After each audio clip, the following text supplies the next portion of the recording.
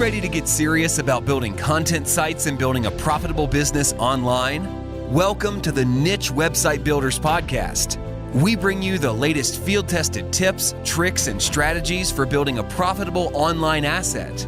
We interview industry experts, share customer success stories, and reveal our own experiences working on hundreds of sites to inspire and motivate you to make something happen.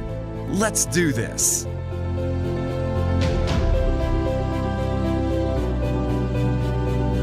Hi, and welcome to this week's episode of the Niche Website Builder podcast and YouTube channel.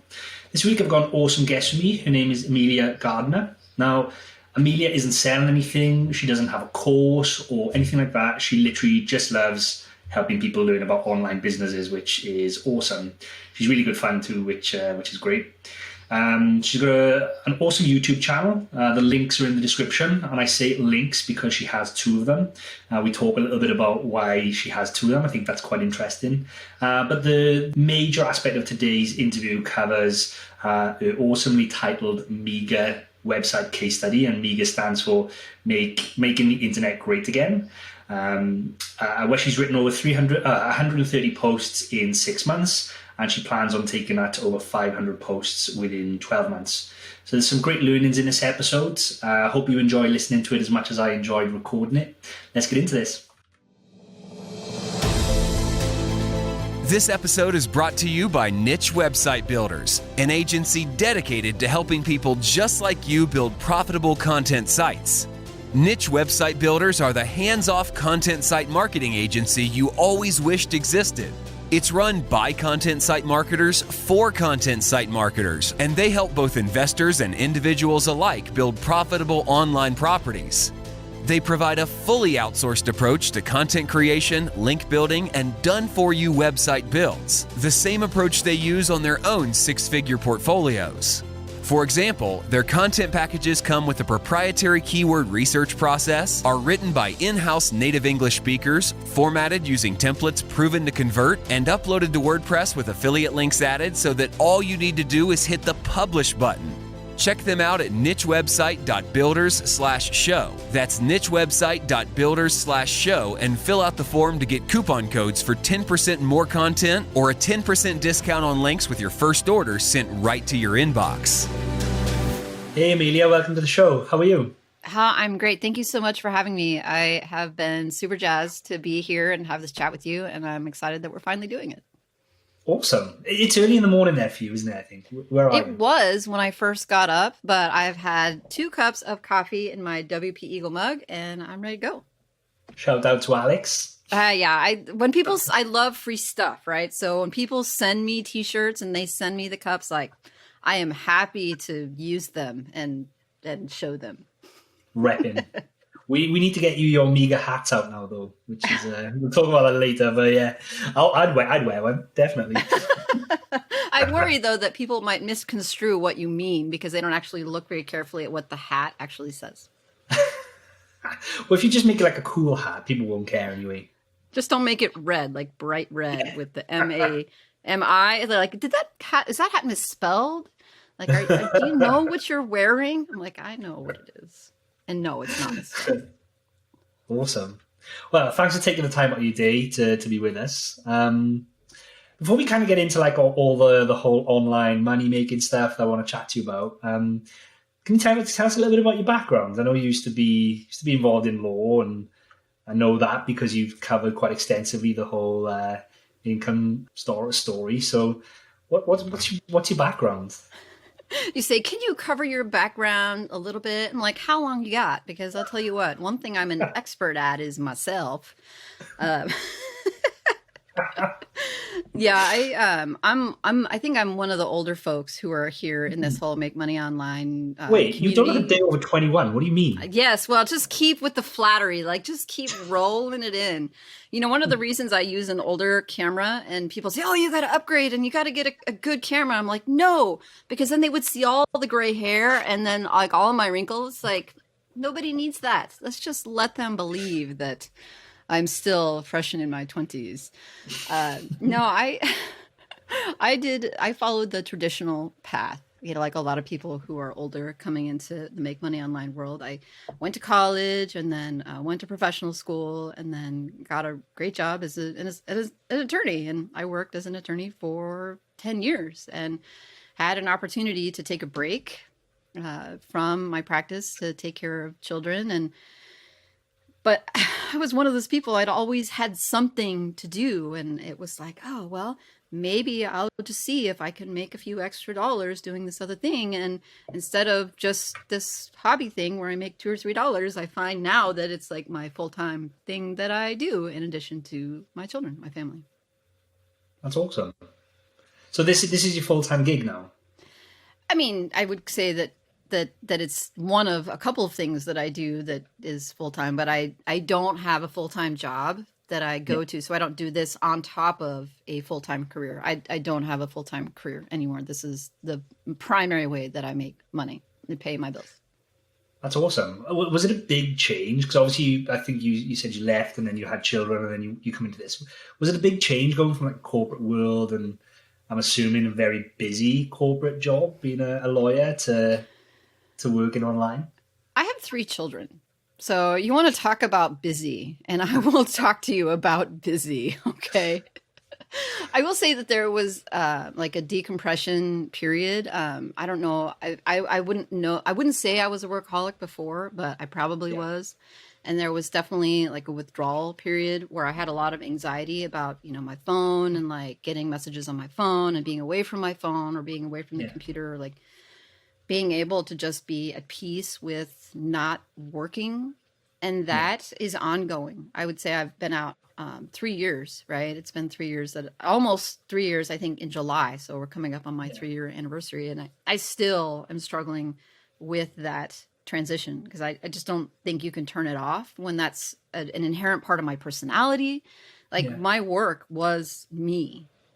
I didn't have these other things. Like I was an attorney, and for me, that's all I did. Yeah.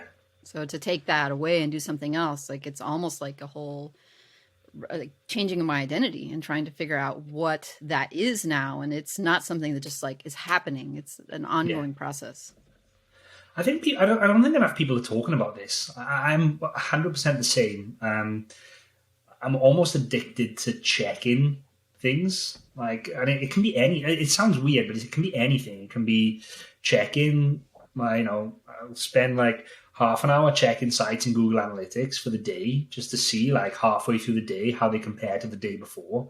Have you done any research into dopamine addiction?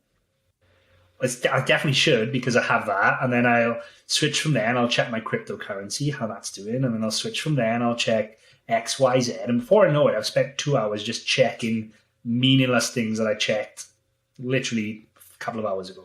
The thing is that when you do that and then you get a positive response, right? Like it's almost like, I don't want to say drugs, but there's a positive reaction in your brain. You get your phone out and I look at my analytics and then it's a good thing and I feel good.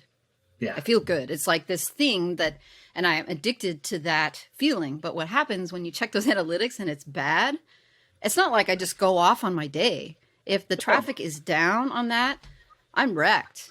Right? I didn't get the chemical in my brain that I desperately need to feel good. Yeah. And so it makes it all of a sudden 10 times as hard than to get to the computer and work on this project because I feel depressed. Yeah. I feel low energy. And it's because I'm addicted to the chemical that is released in my brain when I get positive affirmation. It's not just from my phone, right? At work, it was the boss like patting you on the back or the client like, good job or whatever, like those things. I am addicted to them. Yeah. And that's part of this transition out of that is, okay, I'm an addict.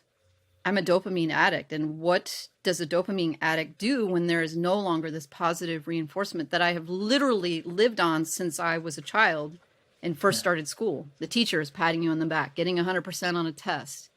What do you do when you don't have that anymore? You make websites. You find some way to get that drug. And for me, it is analytics. It's checking my ad network provider to see like, yes, like I made more money than yesterday. Yep. I create it for myself. Yeah. But I'm aware of it now. And so what I don't do is check my analytics all day long. And I try to just like one time a day, like in the morning, and then That's sometimes it. I don't check at all. Wow, that's good willpower. I think it was necessary because what would happen is if I didn't cut myself off, then when things were down, it wrecked me. Yeah. And I couldn't move my business forward because I would be missing out on that and I would be depressed. I'm like, oh, what is the point of all this? I'm just going to wake up and the numbers are going to be down. When the long game is, you're going to see this. As long as it's going like this, but there's going to be downtimes in anything. Makes total sense. It does make total sense. So going back, was it when you left your job, you then started looking at making money online? Is that when you made your first dollar, or did you introduce to this whole online world of making money before? How did you make your first dollar online, I guess, and when? Like figuring out exactly that first dollar is hard because near the end of my practice, one of my law partners got this idea that we would self-publish a book about one of our cases. And so we co-wrote this book that needed to be edited a lot more, I think, before it was actually self-published. So I don't recommend that people go and get it. I don't promote it because it was really like an early stage work. But that book did make some money, but it wasn't really my project. But when I got out of my law practice and I was at home kind of like twiddling my thumbs, I thought, okay, I know self-publishing and I understand how KDP works. And so I did write a couple of like short kind of fiction novels under a pen name. So don't go looking for them because you won't find them. And they're not good, by the way.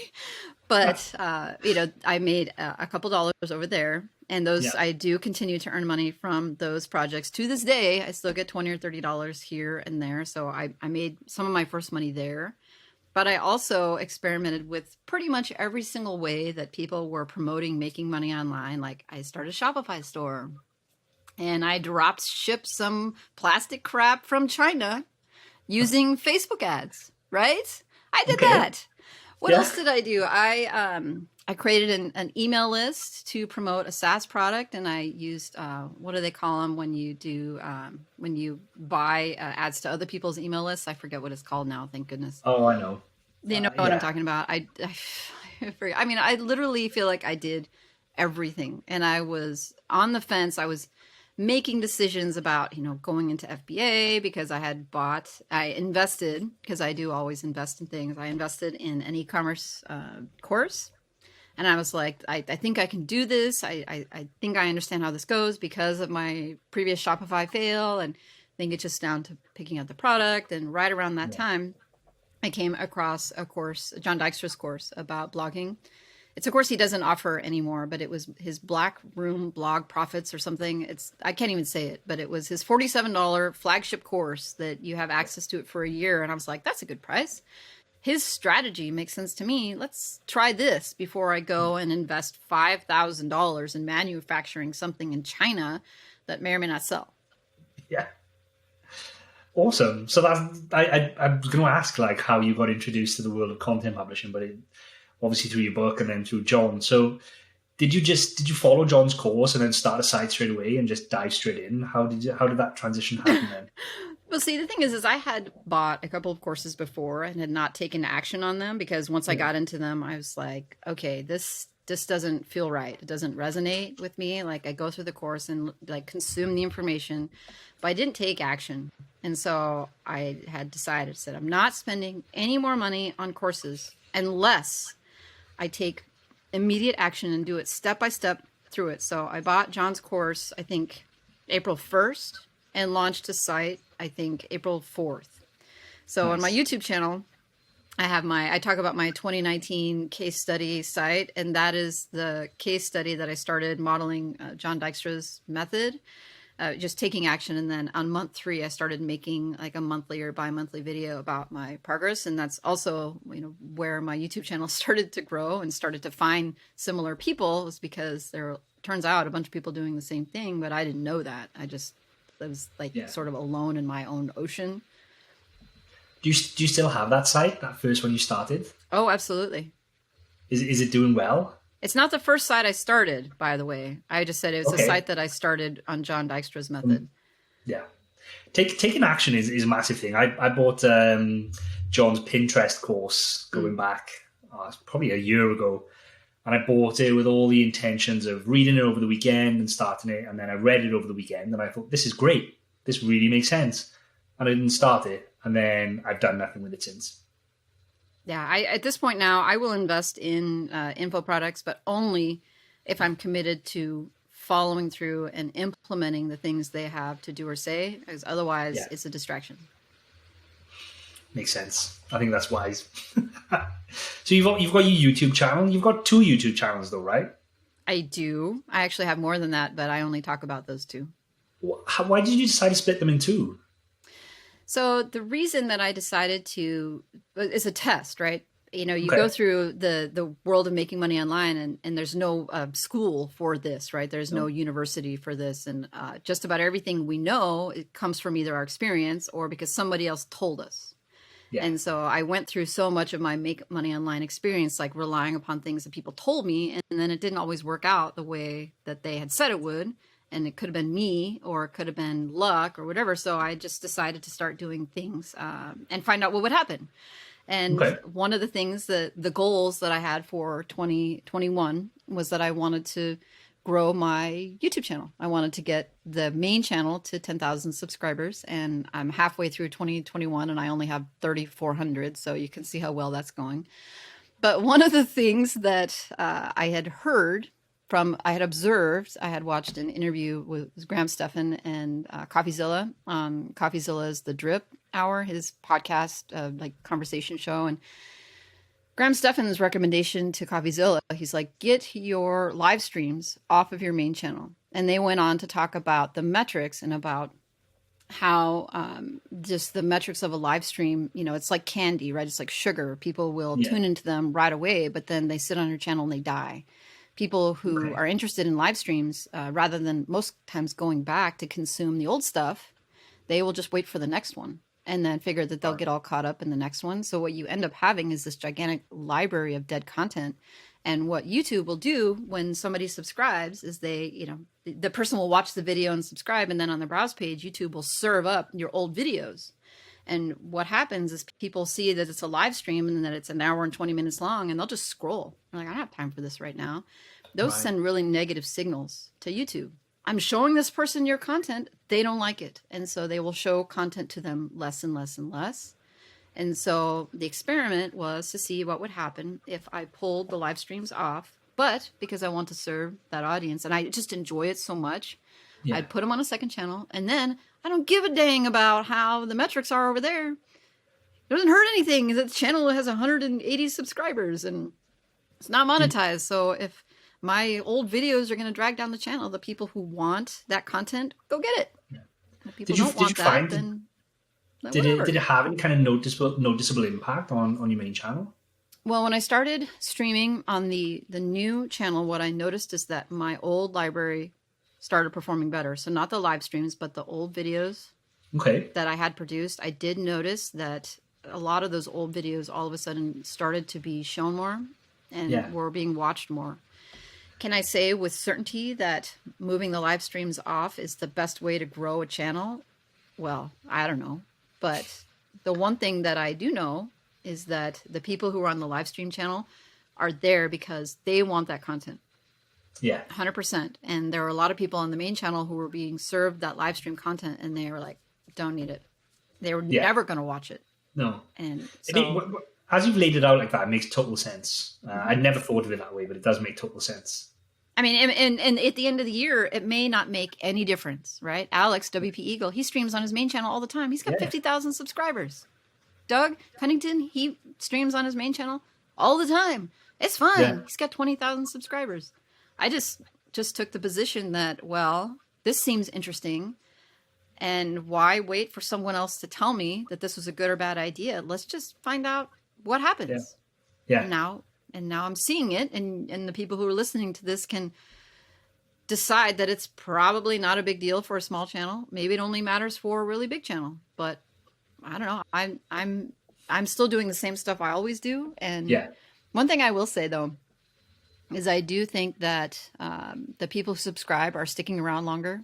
So they aren't being served content that they're not interested in. Like people will see things Yeah. in the feed and like, I'm not interested in that, and then unsubscribe.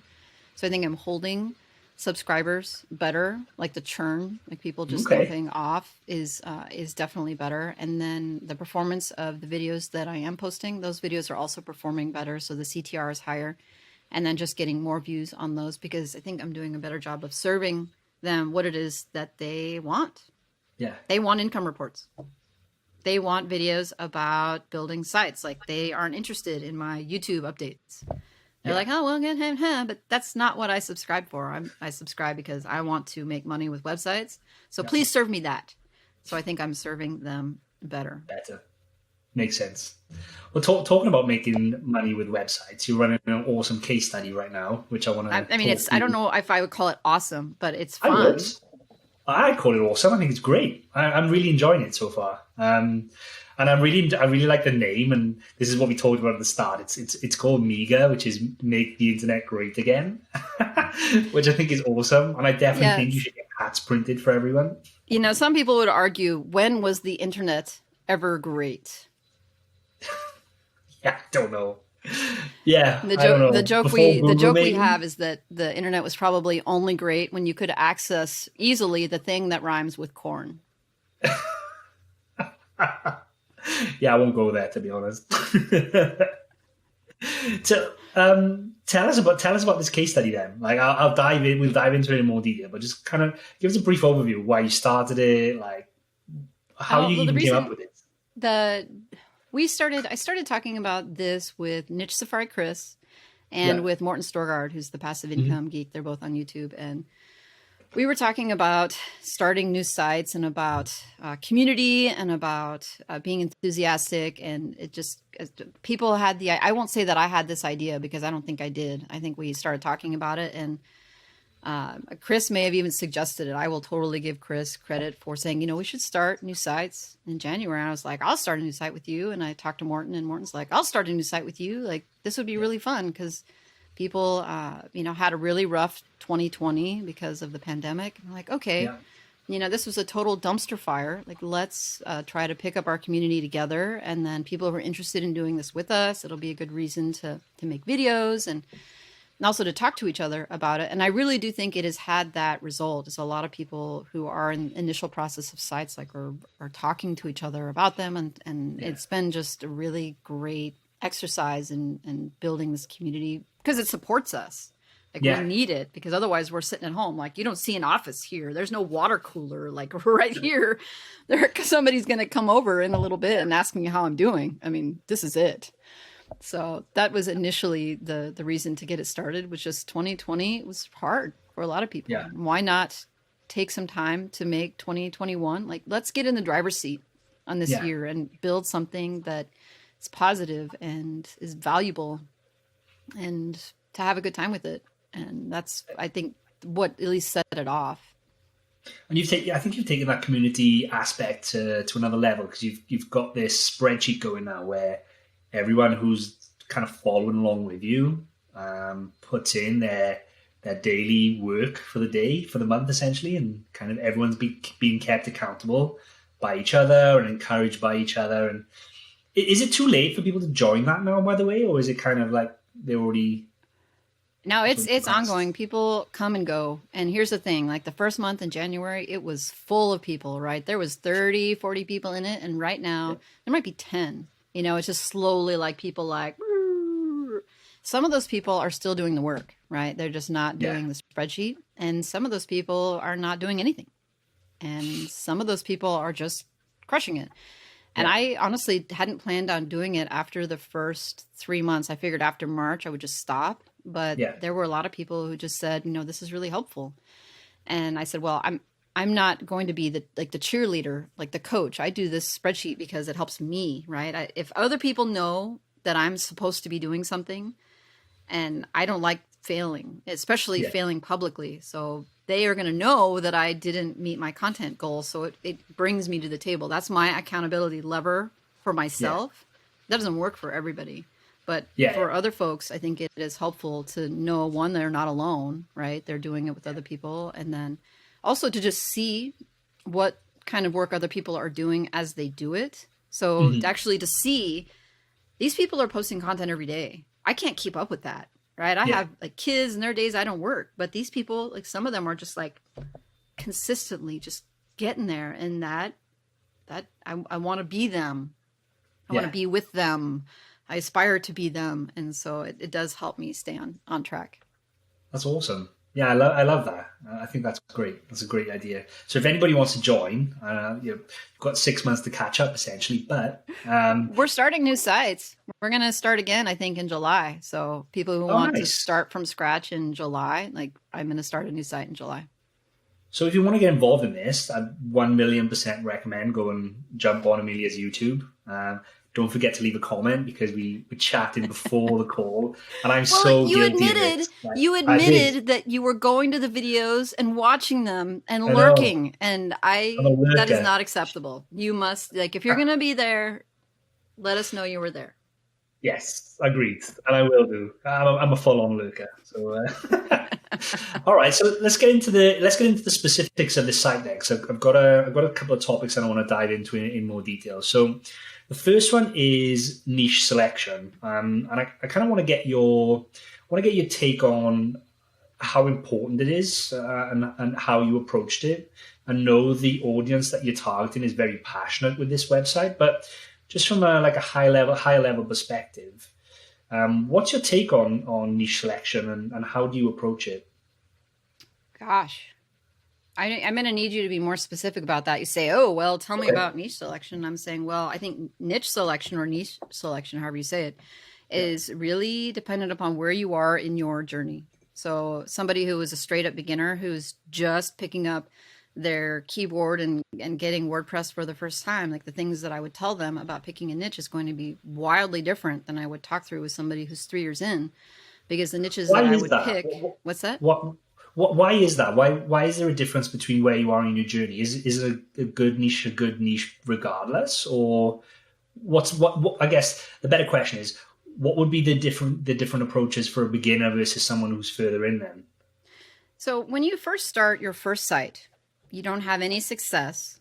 You are pretty much like walking around in the dark. Like we said, there's no university for this. So if you don't have a course, or even if you do have a course, so much of what we do is based upon our experience, right? You go to work and you perform well at work because you've done it before. Somebody trained you to do it and then trained you with support and correcting you as you go. But when you're working on a website, unless you're paying thousands of dollars for mentorship, you're on your own, all right? Yeah.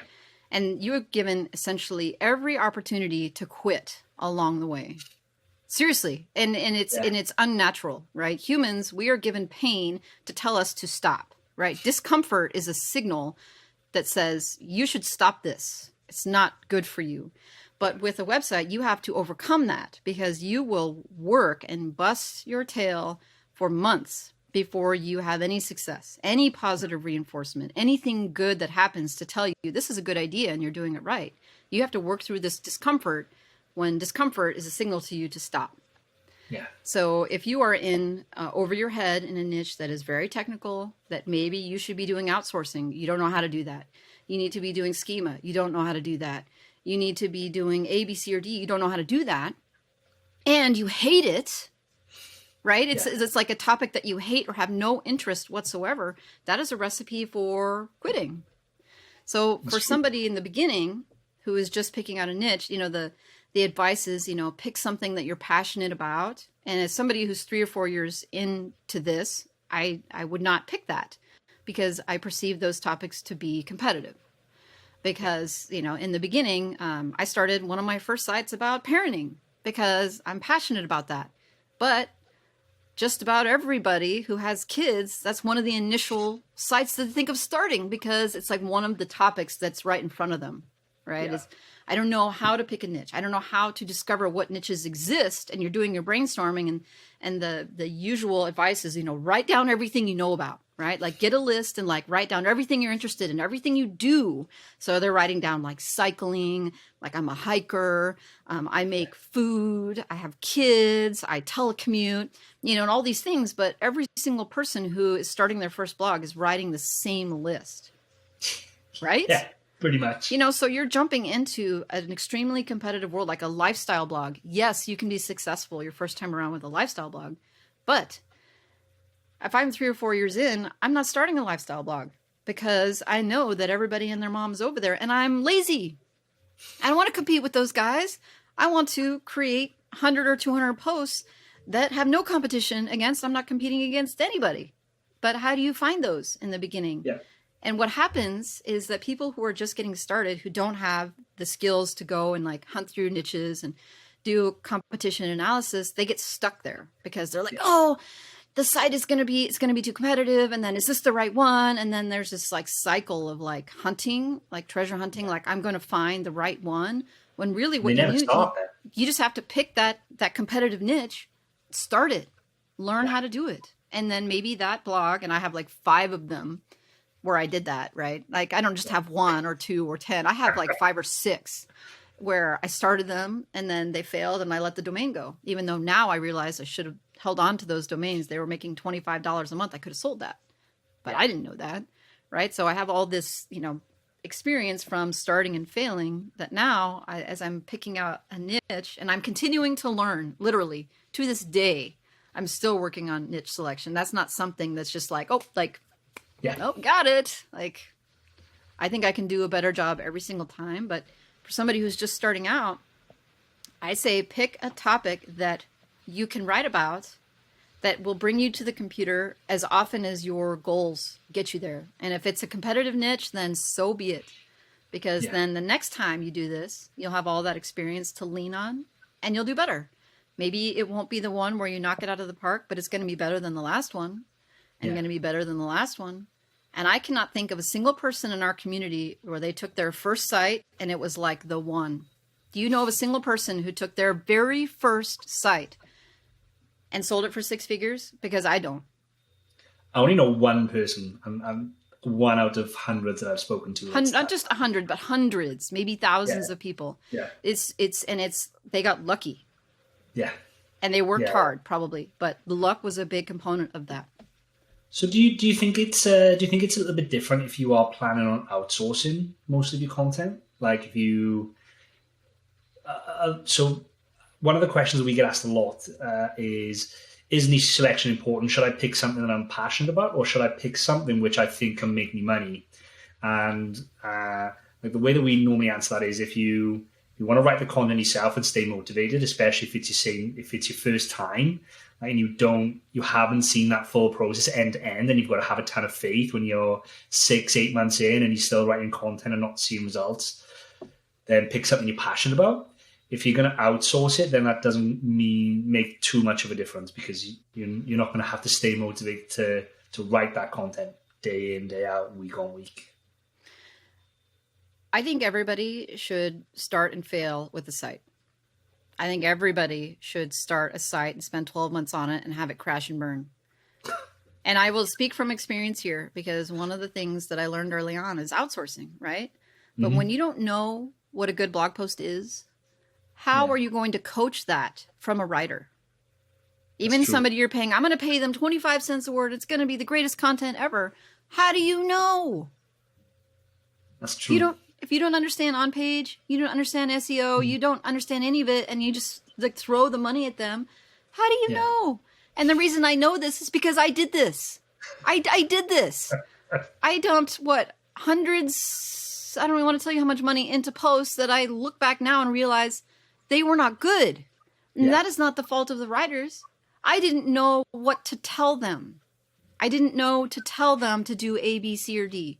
That is my fault. My fault. And it's because I didn't know any better, because I had not sat down and actually worked on a site and pounded out content for enough time to learn that. And I working at the content until it became good enough. And now, do I think my content is good? I do not, right? I don't think I'm that good at it yet. Yeah. But I do know that I can write content that at least gets traffic. Yeah. I think I'm on the hunt for that. But that is one of the reasons that my 2019 case study, in my opinion, did not do as well as it should have. It's because I jumped into outsourcing way too soon. Right. interesting because this case study is doing a lot better, I think, isn't it? At least what you showed me before the call when you showed me your analytics screenshot of.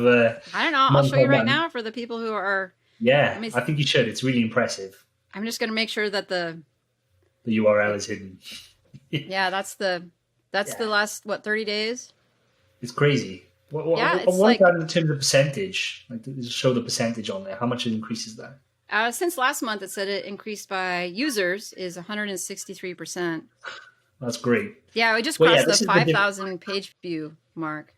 This is the difference of 3 years in. Lots of trial and error, lots of mistakes and failures, and putting all that knowledge into practice then. Yeah, I mean, that's a good reason to start a new site at the beginning of this year is, and that's the reason why I'm thinking of starting another site in July is because I already can see the places where I did not stick with the plan, already places that I know I screwed up and things that I want to just continue to hone this skill because I think I can do it better. I think I can do it better than this.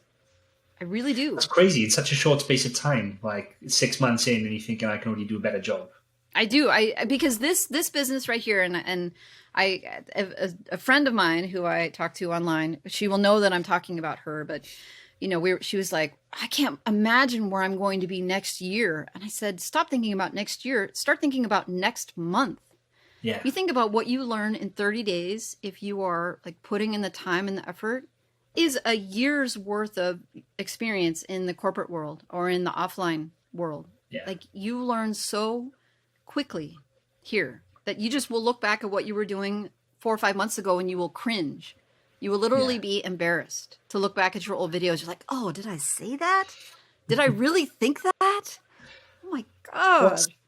What's the rationale between starting new sites versus just continuing to work on the one but with a better model now then?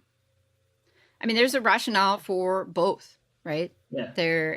When you're in this place where you've started a site, and then for some people, starting a second site or third site or fourth site or fifth site, it is a shiny object, right? It's I need to be doing something and feel like my business is progressing. So for me, starting another site, it's not about quitting on my Mega site because it isn't. The only reason that I'm going to start another site this year is because I want to test some things, but only if it is not at the expense of the Mega site. Right. That makes sense. So this one, like I'm committed at least 12 months. Yeah. Consistent work because that's been really hard for me to do. Usually I'll build a site 3 or 4 months and then I'm like, YouTube, or like something else, and then take my foot off the gas on that. Yeah. And that is another reason why I think my 2019 case study, I would call it a fail, is that I got distracted and I got hit by the May the 4th update on that site, and it just took the wind out of me. Like, I look back now, and I literally did not write hardly anything for it for 9 months.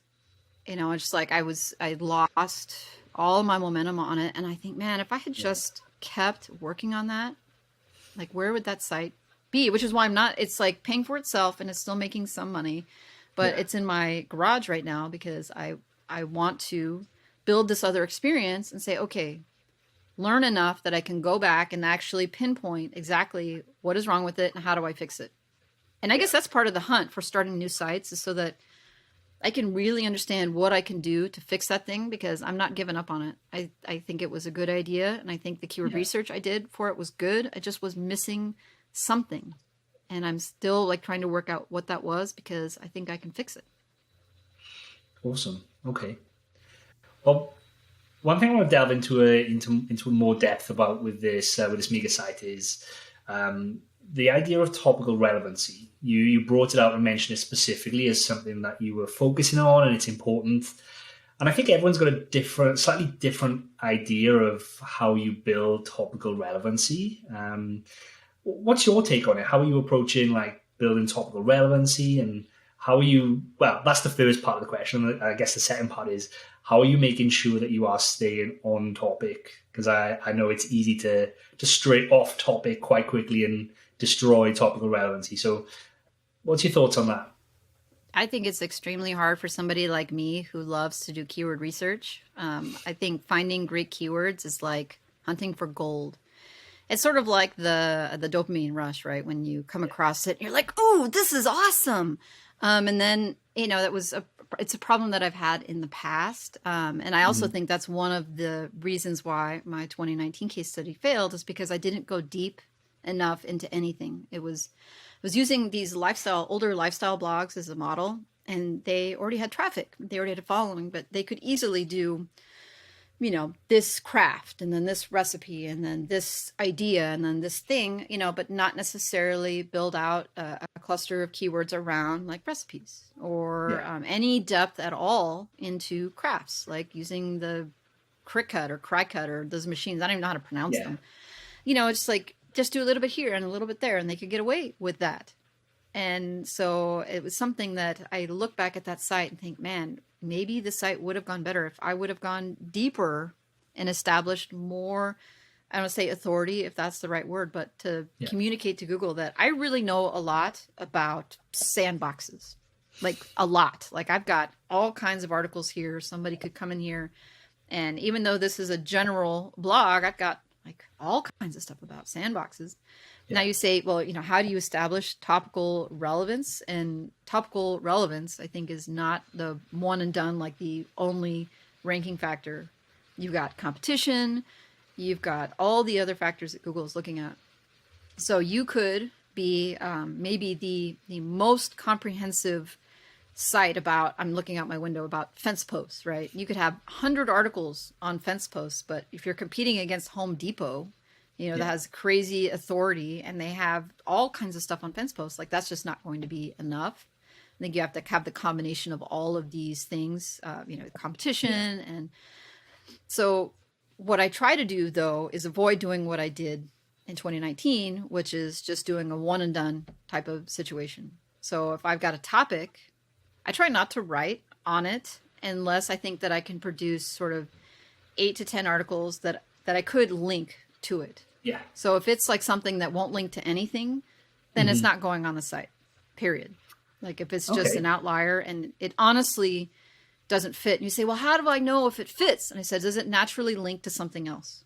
Could you naturally refer to it in another article without saying, oh, hey, and by the way, check out this article about fence posts, when the article is about light fixtures? Okay. How do you approach that from a research perspective? From a are you looking at it from a keywords perspective? Are you looking at it from an overall topic perspective? Because I think one area that potentially could trip people up when they take this method or approach it this way is cannibalization. Like they don't know how to split out like all of the keywords they find, and they just end up writing like so much on the topic, but in an individual post that it ends up like cannibalizing each other because there's so much crossover. How are you approaching that? Are you clustering stuff together? Are you covering everything like about subtopics of the main topic in massive articles? Are they broken down into smaller pieces? When I have the answer, like the 100% certain answer, we'll do a follow-up. Okay. Honestly, I try to think of what seems natural. Because I don't honestly know what the formula is, right? I try not to cover the same topic. So if I answer a specific question in one article, and it's not like a basic question, like sometimes you can see people repeating the same stuff in FAQs, like you have your fence post article and and then you also have fence boards. That's another separate keyword, but one, like a common question with fence boards and fence posts is, how much does a fence cost? Right. So you might, want to answer that question because you know that somebody who's looking at fence boards and fence posts, if those are two separate articles, that they may also want that information. So you will have to make the decision to, instead of putting that information in there, is create a separate article, which is how much does a fence cost, and then trust that those people will see that and link to it and go to that article. And the answer is that I'm not exactly sure what is the best, because one, I think it's like a moving target. Mm-hmm. So you might say that like a comprehensive article that is fences, everything that you need to know, and that Google will use the passages update and jump you when you type in, fence posts and just jump you to that place. I think in the end, worrying about cannibalization is less important than really trying hard to provide the best information possible. And then Google is going to sort out this machine thinks is that best information, is going to go to the article that has the best information. They're going to jump right over the headline. They're going to jump right over your schema. They're going to jump right over your images and everything and just go to that place where they think the best answer is. And if we get really hung up in, well, should it go over here and go over here and go over here? You might have written another article in that time. Makes sense. And then I'm more of like a spray and pray, like, and then just hope for the best at this point, because I feel like topical relevance is something that is changing, and the only way to like stay up to date with this and to learn is to continue to write content and see how it performs. So I write listicles that I'm terrible at listicles, by the way, but like writing big, long, like, okay, I'm going to write the ultimate guide. Yeah. But then also on other topics, so not the same topic, on other topics, instead of doing the ultimate guide, where sometimes the ultimate guide, is also questions about fence posts and fence boards and top rails and caps, is breaking other topics down into individual articles and then see which is going to do better.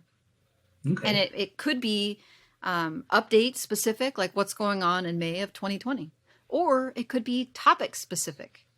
It could have to do, like, if you're writing about fence posts versus writing about fence lighting or porch lighting, it might be different. I don't know. I'm just going to try to do my best to get that good information out there and then to continue, I guess, to play the lottery. Like, was it the 80-20 rule? Like, you try to get as much content out there and hope that 20% of it just crushes it for you. You know, if you can't win if you don't play. And so I'm of the model, like, get it out there. Maybe it sucks, but I learned something at least, and then I'm going to move on. And that's my model. No, it makes sense. I think it's a good model. Everybody, like, other people will do it differently, right? Yeah. Like, I don't want to come at it like full on guru, like, do your thing, man. Like, what's working for you? I'm just trying to figure that out. Yeah, and I think that's the good thing about this space we're in. Everyone's got a different approach, but it still works for lots of different approaches. There's no right or wrong way of doing this. So I think that's really good. One thing which you did, which I think is interesting, is you planned out all of your internal linking before you even started the site. And that to me just sounds like so daunting. Like, how did you even do that? I didn't. I tried. I basically set up, like, all right, I decided that I was going to have the link plan. And so I set up the, what I thought of as the structure. So I chose not a circular structure, like some people will go money page and then just go around it with all the supporting articles, like pointing at the money page. This is an info site. The Mega site is mostly an info site. So I thought, all right, I want to do like more of a like a top-down hierarchy. So I've got the homepage, and then on the homepage, I would have links to either category pages or specific pages that I created that would have certain articles on them. And then I planned, all right, if the article can't be written and posted into one of these categories, then I shouldn't write it, right? Because it won't fit in the silo or the cluster or whatever. But, as like, what do they say? What's the saying? Like, I forget what it is. Like, not all good deeds go unpunished, although that is true. But, like their best laid plans. Is that what it was? And the thing that I struggle with is in keyword research, where I stumble upon like one keyword that is like, could probably fit in there. But then you go down the rabbit hole of like modifiers of this keyword that probably don't fit in there. But it's like, well, if I can rank for this one version of it, could I rank for this other version of all of them? And then it's like that, like, so then I'm like bootstrapping, like, just like, it's gonna be fine. Like, it just fits in there, but it doesn't. So then I create another category, and then I'm like, okay, and then I've got a whole new thing over here, and then cross-linking them. So I think it's, that's another thing that I want to be more methodical about, which is another reason to start another project, is to, can I be more disciplined about that? And starting, with a specific niche, and then just, again, committing to be disciplined about the topics that I write about, so that I can really just focus on this whole topical relevance thing and see, does it really matter? And I'll have two sites that are kind of growing around the same time, like this one that is better than 2019. It's definitely more related. It's not like here. I have multiple topics that go deep in like a similar deal, but it's probably not, in my opinion, it's not good enough. And I am going to try again. And I'm going to keep trying again until I just can really nail this down so that when I start something, I can trust that it's going to work. Okay. No, I think that's, it's an ever-evolving process, to be honest. This, and like we mentioned before the call, I am guilty of the same. I find a keyword and I think this looks great, and then I follow the rabbit hole, and before you know it, I'm like, I could actually make a whole new site on this topic. Yes, to be honest. And sometimes you should. Sometimes that is the answer. Is like, oh my gosh, look at all these keywords. These all belong somewhere else. Yeah. So did you do the same with the site structure then? Did you pre-plan everything on the site structure beforehand and then try to stick to it, but maybe didn't quite, or? Maybe. Yeah. I think that would be it then. Yes, I planned it all out, and then like the best laid plans, I went down this way and I was like, holy cow, I think I can get traffic for these keywords and they don't fit and I've got to make them fit. And I think that they are close enough. But yeah, no, my plan, I think, is after I get this initial run of 500 articles, assuming that I can get there, is to go back and rework the site structure, especially since it's like interlinking, right? You say, oh, well, I'm only going to link this to that or whatever. But sometimes you can't link articles to anything because the content that needs to link to hasn't been written yet. Yeah. And so sometimes you don't know what's going to link to what until you've created it or how, right? Mm-hmm. Like the anchor text, like you don't necessarily know because that article hasn't been written yet and you haven't done the research for it. So what is the anchor text going to be? Is it going to be, the best fence post cleaner, versus just what it's going to be? Like, what are you actually targeting? And sometimes you don't know till you get in there. So I think having like a reasonable plan, but then not necessarily beating yourself up about it if it doesn't necessarily go that way. I mean, have you ever been on a road trip where you went exactly every single place that was on the map, like that you planned? Like you might, but you're missing out on a lot of cool stuff on the way. In the UK we do, because like a road trip for us is like 2 hours. I bet you know what? And I bet you like have a cooler with snacks and you're like, oh yeah. Like an extra change of clothes, like in case we don't make it back. Yeah, definitely. 2 hours is for me getting to the airport. Me and Mark met up the other day, and it was like a 2.5 hour drive. And as soon as I got in the car, I phoned him up. I said, "Yeah, I've got my snacks ready. I've got my music playlist ready." It's like 2 hour drive. So all this planning you did pre kind of starting? Did you use any funky tools, or are you just using good old fashioned sheets, Excel sheets, Google Sheets, pen and paper? Wow.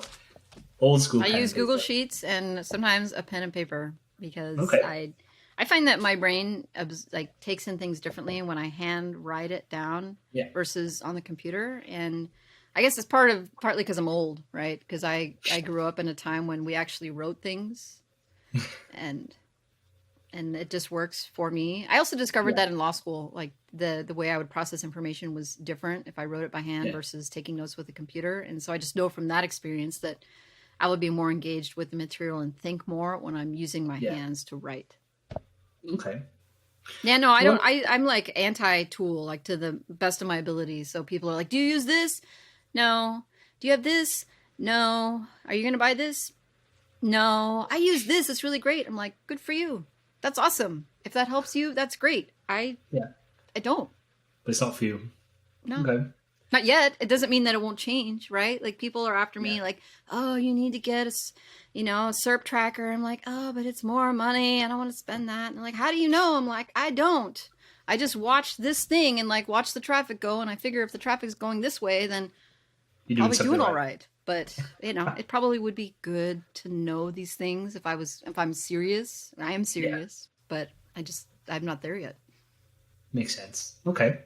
So one thing which I think you did with this site, which is maybe a change from sites you've created in the past, was you didn't throw out a ton of content on it initially. You were going more for consistency over quantity, at least for the first 6 months it seems, and now you've increased your kind of plans for the site. But it sounds like maybe you'd had a bad experience in the past where you'd gone really hard at a site and didn't kind of pay off. Do you mind talking about that? Oh yeah, it's the 29. Well, it's not just the 20. I've had probably 3 experiences like that. So that site, I started an affiliate site that we haven't talked much about here, a SaaS product site, an affiliate site in 2018, which was one of those ones where I went at it really, really hard for 4 solid months, and it never really went anywhere. But that site does still earn me like $2,000 to $3,000 a year. I just don't touch it. I haven't updated it literally in 2 years. It just does that. But I thought you were gonna say a month. Then I was gonna say what? Like that's a failure? No, if you'd see me all over on YouTube. If I had a site that hadn't touched in 2 years and was making $2,000 to $3,000 a month, I'd be like, look at me. No, it's just one of these things where it's a fail for the effort, but it's still nice to get a check for, or deposit for $500 here or there. It's like playing the lottery. Yeah, not expecting that. It's like a windfall. But, I think I get obsessed with the work and like working for work's sake and like trying to find the balance between producing enough content, but not just hitting the publish button just because I made the goal. Because what would often happen is like, well, I'd be obsessed with, I need to write 2,000 or 3,000 words before the end of the month to meet my goal, and just write anything, right? It doesn't matter how good it is. It could be fluff. It could be, personal stories, like whatever, just to meet the word count limit. And I definitely think I've fallen in the trap of just not producing anything that's going to go anywhere because I want to meet my internal goals. Yeah. So I decided with this site, the Mega site, is that I would be more, I guess, conservative about what it is that I could produce. Not just because I would produce what I consider to be garbage content, but also because I am very prone to burnout. Okay. And the burnout thing where you work and then you get to this point where like there's literally nothing you could do to make yourself sit and work, right? And it's painful and you feel bad and you feel tired and you feel uninspired. And I have done this to myself literally every time I have started a site. Like just gone at it like 18 hours a day, just like sun up to sundown, like, and then you get to a point where it's not sustainable. Yeah. And you've hurt yourself, right? You've hurt your health. You have, your mental health, you're tired, you haven't slept. And then it's really hard to keep going. I cannot tell you how many times I have done this, and not just I did it with writing ebooks on KDP. If you sit me down in front of a computer, I could generate 10,000 words a day. Easy. Wow. Because I did it. I wrote like 100,000 word book. I could do it, but it doesn't mean it's going to be good. And it doesn't mean that I'm going to be able to do it next week. Yeah. In most cases, the answer is I won't, because I'll be wrecked. I my this wrist thing, like from this thing and like the typing, like I injured myself. Like it hurt, right? To I hurt myself. Wow. Because I was literally doing nothing else but like so much. Yeah. And so just I wanted this case study to be maybe more realistic. So what most people would be more likely to do is, and to make it sustainable, right? It's not realistic for most people to produce 200 articles in 2 months. No. And the truth is it wasn't realistic for me either. It Makes wasn't. Sense. And so I want this to be a long-term project. Mm-hmm. And I have to look at it like it is the marathon versus a sprint, right? Plus, if you write all your content in the first month, like all of it, right? You plan it all out, you do all the keywords, and you produce it all in advance, and then you load it up on day one. A lot of what I do now that I didn't do before is I watch the initial runs of content and how it performs. What sort of earnings, what's ranking, because like competition, like we're using tools and our own eyeballs, but we don't really know, right? Yeah. We're guessing. And so how can I see 1,000 keywords and knowing it before any of them have started doing anything, what's going to be successful? I don't. So what I like to do is do these runs of, 20, 30, 40 articles. And then over time, look at, this is one of the reasons I like Esoic, is their big data analytics stuff, is being able to look at each individual page. What's earning me money and how much? Like what's the RPM or the EPMV for it? And then I look for the ones that earn the most compared to traffic. And then I make more content like that. And sticking to my like plan of what I think are the best keywords ignores that. I'm here to make money. Right? Like that's what I want. I want the site to earn as much money as possible. And sometimes that means changing my plan as I go. I mean, I'm writing on my Amiga site right now on topics that I did not expect to write about, but because I was observing, it's like these particular posts, the top 10 posts are this. I'm like, well, I'm definitely going to be focusing on stuff like that to see if I can replicate that because I want to make money. Makes total sense. Yeah, it does make sense. So on that vein, you went a little bit slower than you normally would, but you still push out a lot. So by month 3, you'd crossed the 100,000 words mark. I think you were at like 92 posts. I think I saw from your video, which is just over 1,000 words per post. How do you determine like your article length? Do you just write until you think you've covered the topic in full? Do you look at competitors? Do you use tools like Phrase or Surfer? Well, we did talk about how I'm really like anti-tool. Yeah. I don't like tools. Yeah, true. And a lot of this is sort of guessing, right? You say, okay, well, how do I know that 1,279 words is like the length? The answer is I don't really. And most of us like Surfer, they're looking at the top 5 articles and then kind of making the best guess at what the article should be. Yeah. I think the focus needs to be on not making it short. So if it's 300 words, then it's probably a topic that should be combined in with other similar topics over a broader umbrella, or just not writing on it. Because a short, like something that's really short, like what is the temperature in Boise today, is going to be caught up by the snippet by Google. Is just going to provide that answer and people aren't going to click on it. So something that could at least get 750 words, or I do Morton's Army Ants style where I'll just answer lots of questions in one article and then, try to create a good headline for it that, okay, assuming that Google Passages is just going to jump the person to that answer, but is it going to work? I'm thinking less about a specific word count and looking at the top 3 folks and seeing what have they written about, can I answer the question better than them? How long is their article? So if it's reasonable to make the article longer, to do that. But ultimately, I'm not stressing and obsessing necessarily about this needs to be 2,000 words, it needs to be 5,000 words. Saying, okay, can I, in at least 1,000 words, because usually it's like great to get at least over 1,000. And then where it goes from there just depends on the topic. And if there is room for it and it's helpful and necessary, then great. But I'm not sweating necessarily it being perfect. And I guess we'll find out, right? In 18 months, like, where is this site at? Yeah. Was this a good idea? Well, it seems to be a good idea so far. It's working quite well. We will see, right? I think there are people who are doing better than me at 5 months in our Amiga challenge, and then looking at other people's case studies from years past, that just crushed it in month 4, 5, 6. Not doing as well as those, but I'm learning, and that's what I'm really focused on. I mean, I can't help but compare myself, but ultimately, I'd like to have the answers to these questions myself, and that's what I really encourage other people to do. They say, okay, well, how long should the post be? I don't know. Test it out. Figure it out. Yeah. See if it works. If it didn't work, don't do that. Love it. Okay. So that's where you were in month 3, and then month 4 you crossed more. You push out more content, but I think something changed in month 4 because you then started outsourcing content.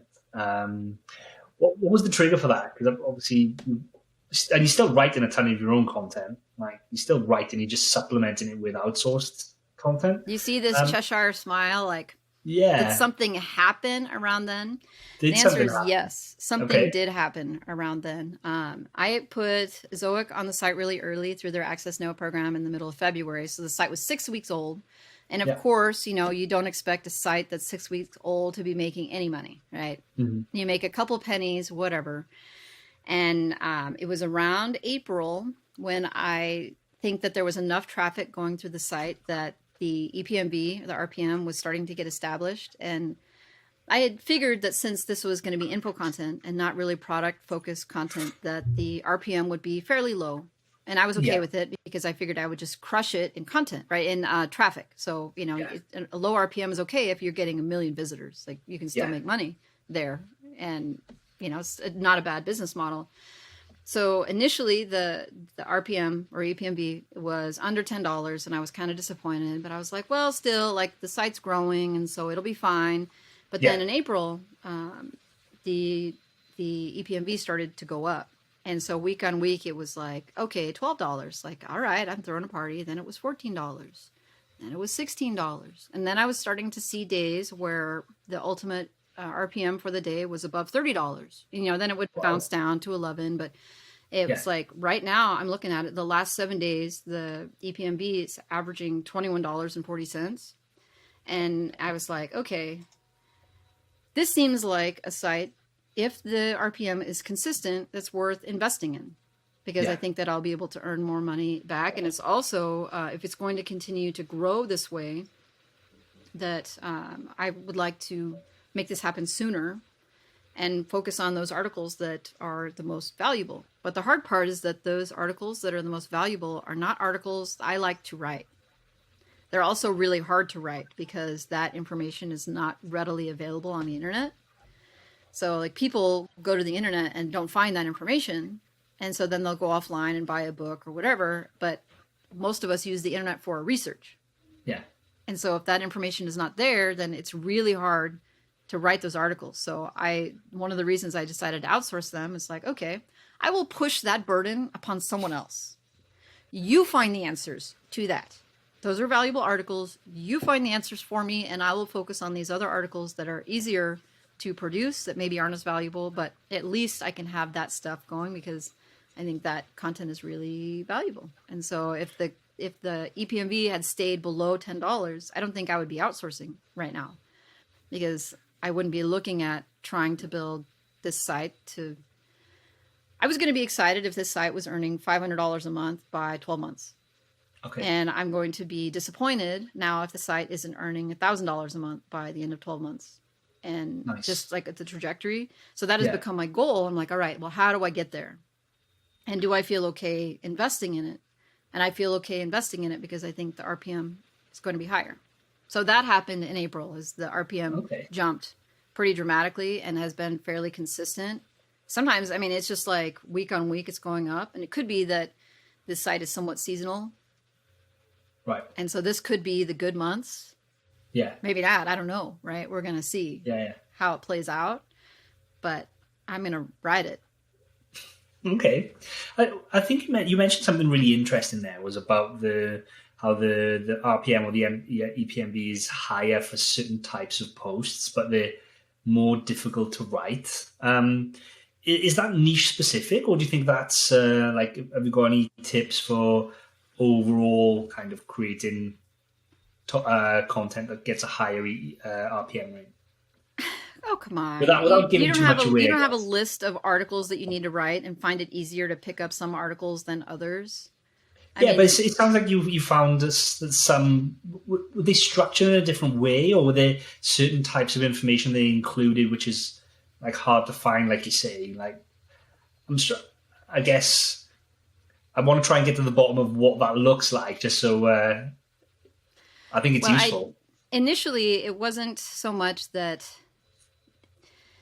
So I always have like a running list of drafts, right? I see a keyword I want to write about, and I set up a draft in my WordPress dashboard. And so when I decide that I'm going to sit down and write, I don't go do keyword research again. I just go to that and like focus on that. And inherently, there are some articles that never get written because I don't want to.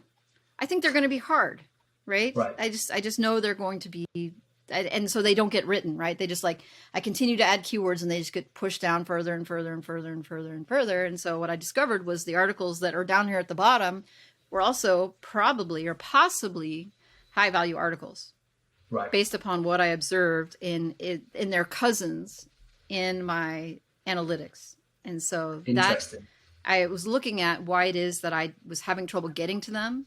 And it was just literally because I'm a little lazy.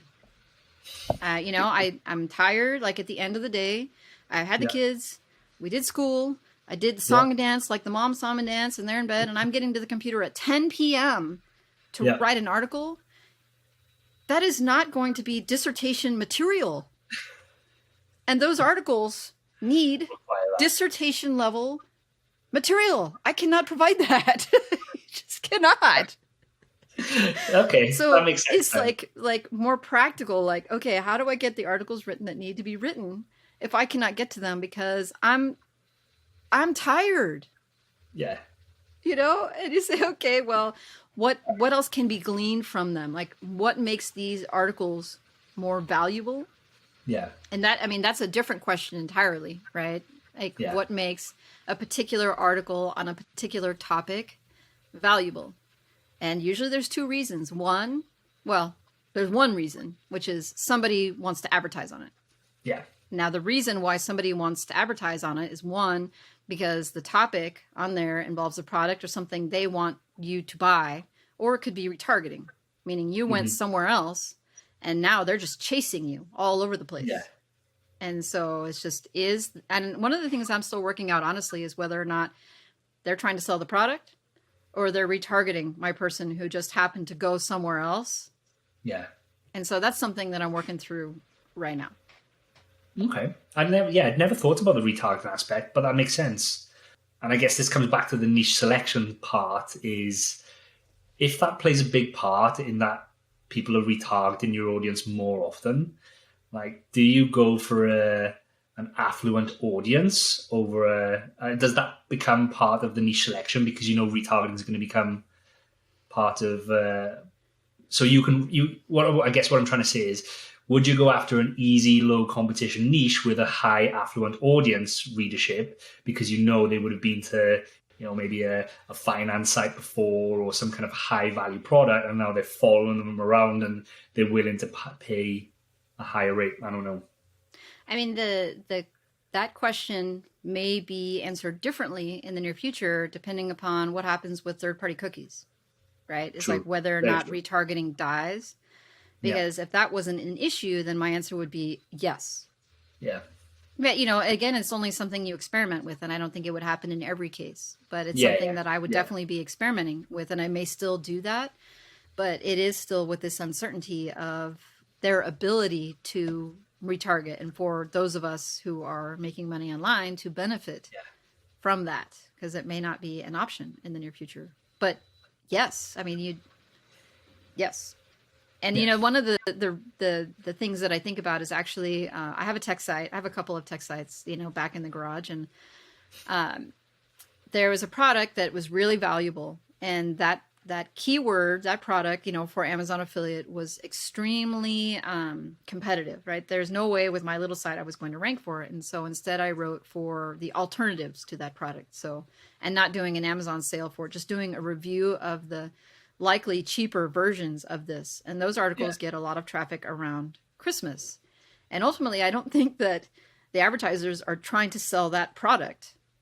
I think they're retargeting the people for the very, very expensive product, because the people probably went to the sales page for the very expensive product. Yeah. And then are now like, do I really have to spend this much? Yeah. And so like the alternatives page is catching the retargeting traffic, because the alternative is a really cheap product. Like there's no way somebody is going to be spending $100 a click for this cheap product. Yeah, it makes sense. Yeah. To go, to the product page.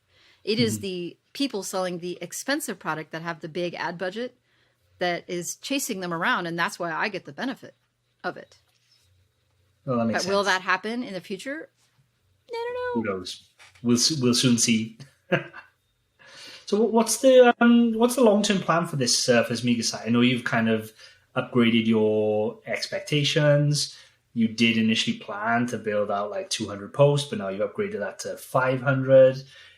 Are you building this as for long-term cash flow? Do you want to sell it? Like, where do you want to take it to? Where do you hope it'll get to?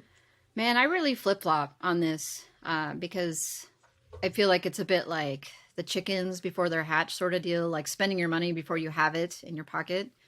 I didn't necessarily give a lot of thought initially to whether it was going to be a build to hold or a build to sell, because I thought of it mostly as a community building project and also like a place to test out new skills. But as I'm watching it grow and thinking, okay, maybe this is something that is valuable, it actually requires me to look at where I'm at personally.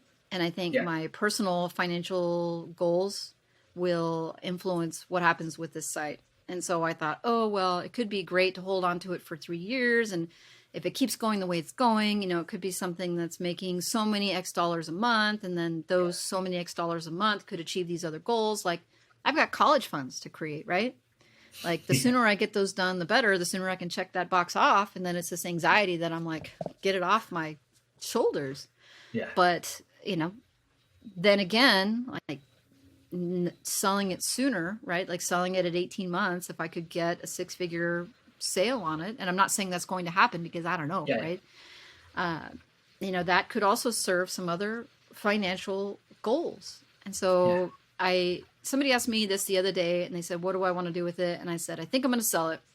If I can get it to a place where I can get 6 figures for it, then I'll sell it, which is also the impetus to start another site this year.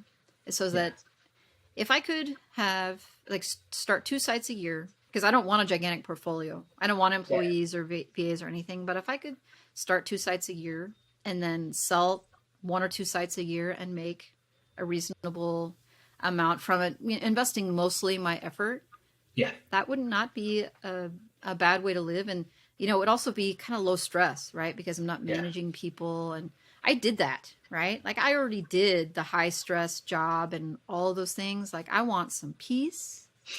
I want some freedom. And then, I just want to get all my debts all gone so that when the pandemic hit, there were a lot of people who were really stressed out because they owe this and owe that. And this, I didn't have a lot of those concerns. Yeah. Because I've been working on trying to get to a place where my health and well-being has nothing to do with what is going on with the economy and what other people are doing. It's like, all right, I got myself squared away. I'm gonna be okay. Awesome. I think that's a good goal to have. And if you do plan on selling it, then let me know. I'm always interested in buying. So. You know what? That's funny. You're the second person in the last couple of days who was like, that mega site of yours. And I said, well, it's not worth very much right now, but if somebody wanted to make me an offer on its future worth, cash in hand, when I was a lawyer, we used to say all the time, a bird in a hand is worth 2 in a bush. And I wouldn't buy it on future value. That's the only problem.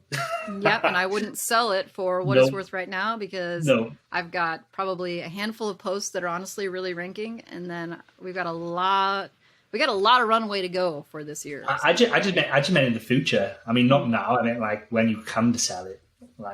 I was, people will say, oh, I want to do Empire Flippers and this or that. I've bought from Empire Flippers and I respect them a lot, and I've also seen other folks do direct to their audience. Like Alex just sold his roof box site, to somebody who was in his community. I was trying to buy Alex's site for 6 months. I'm not even kidding. I must have sent Alex 7 different offers, and I never do that. I always make one offer and stick by it. But and then we recently we couldn't come to a deal because interestingly we were both in the UK, and Alex would have had to charge me VAT because it's through his company, and that adds a 20% increase premium where a US buyer doesn't have that. So I've been pestering Alex for ages. That's awesome.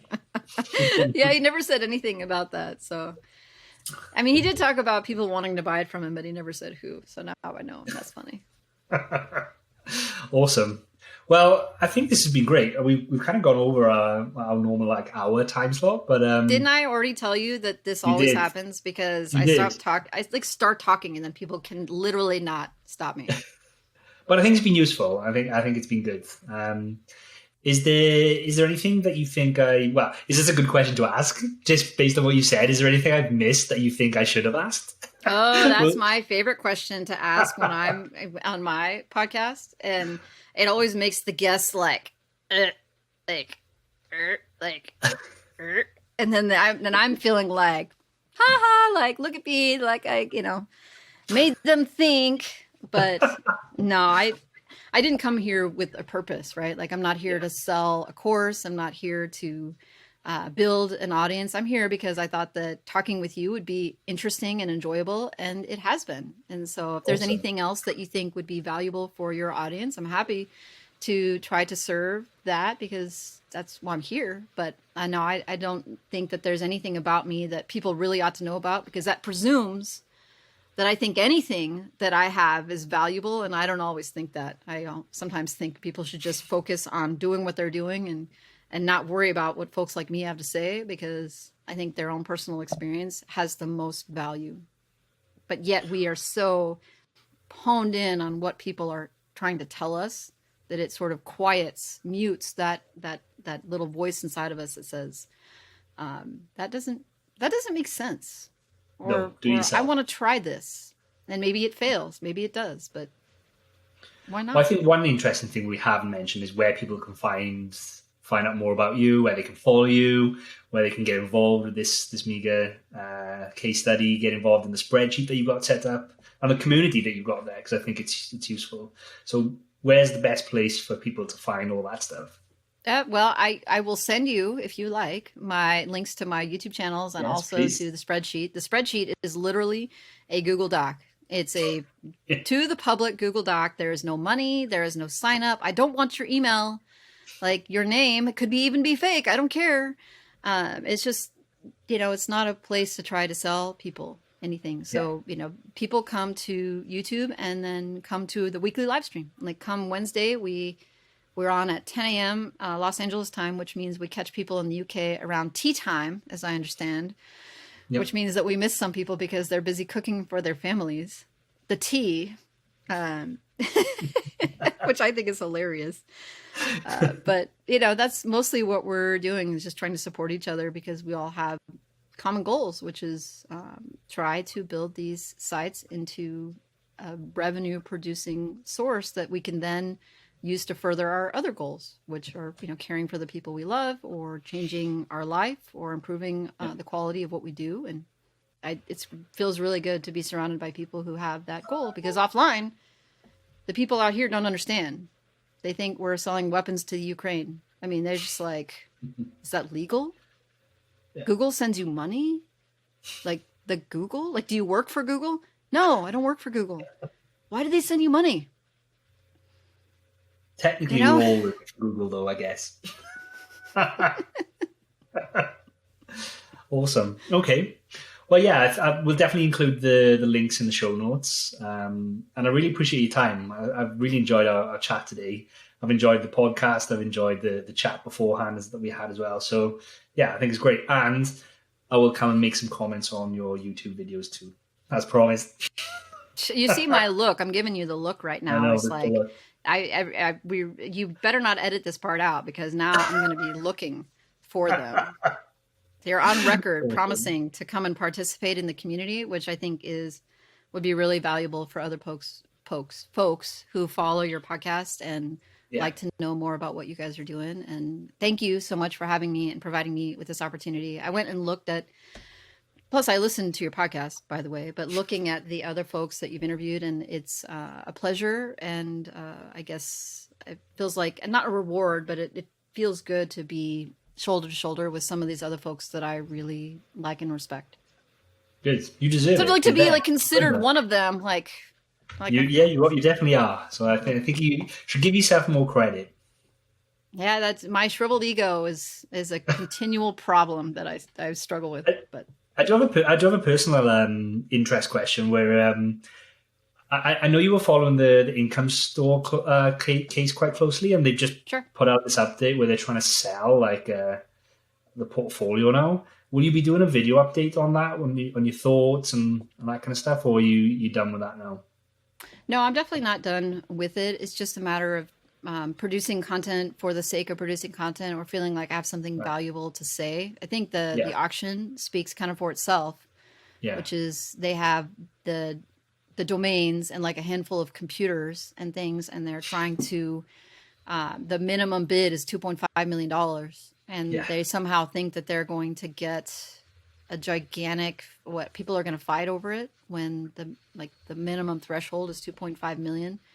I mean, I don't understand how they're going to get people, one, to understand the value of those domains when most people, I don't think, most people aren't into domaining, right? So unless they, like, there's a project that they have, or they think, okay, I could take these domains and I think there's just a really small window of people who might be interested in it at all. And I just don't know that there will be anybody who will bid on it. It doesn't seem like any sort of development that's going to create something good for the investors.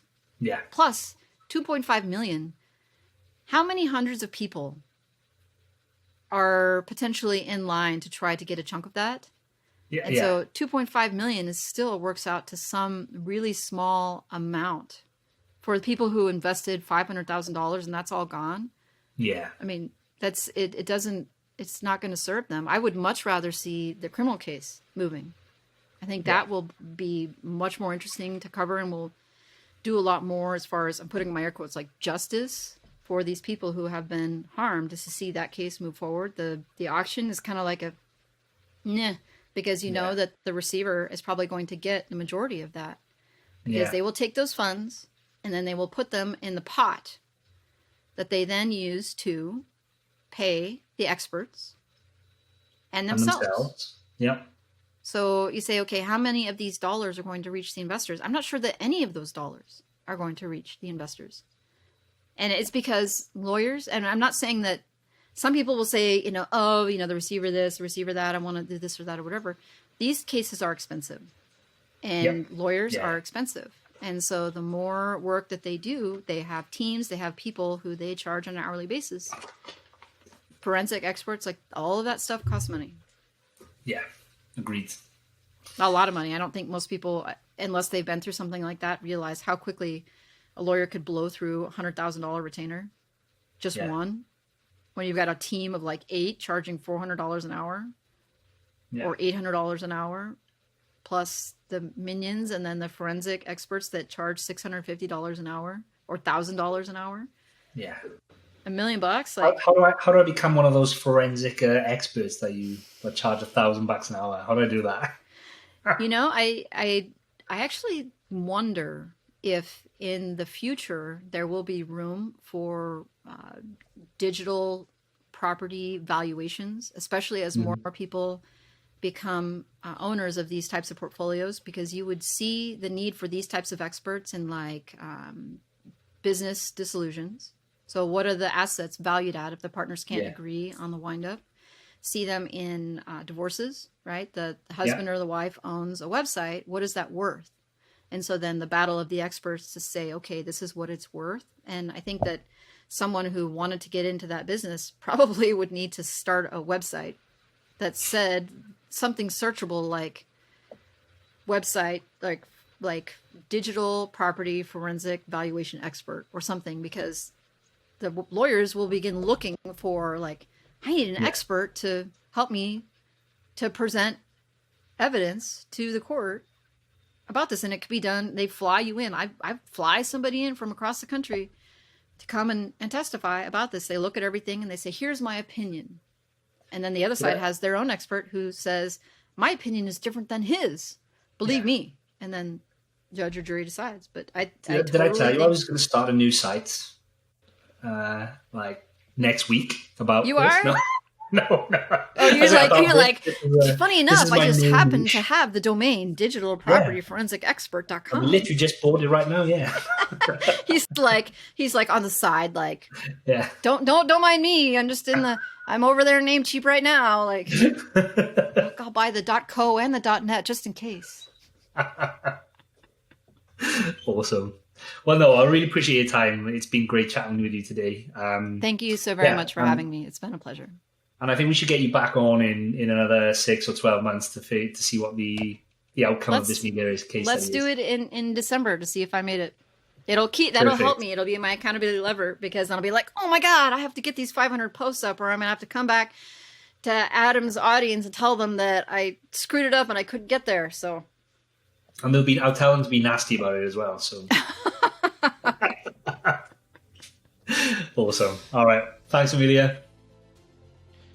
Thanks again for tuning in, and I hope you enjoyed the show.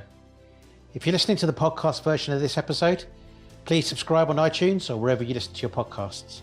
Please rate and review, as this will allow us to grow our audience and create more shows like this one.